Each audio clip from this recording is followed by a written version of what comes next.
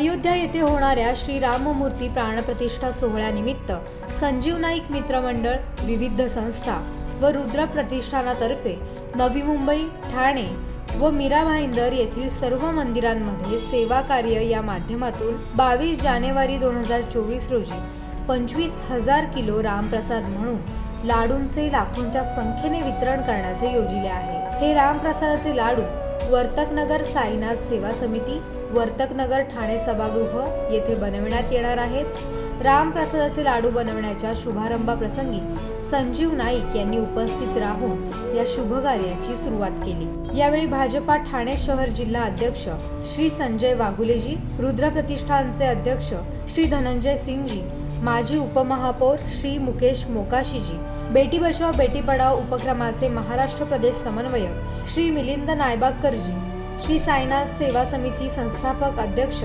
श्री बळीराम नायबागकरजी, कार्याध्यक्ष श्री मंगेश नायबागकरजी, सचिव श्री सुरेश महाडिकजी, विश्वस्त श्री प्रवीण रोठेजी उपस्थित होते।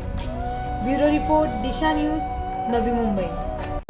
दिशा न्यूजला सबस्क्राईब करा आणि बेल आयकॉनवर क्लिक करून आपल्या परिसरातील बातम्या सर्वात आधी पहा।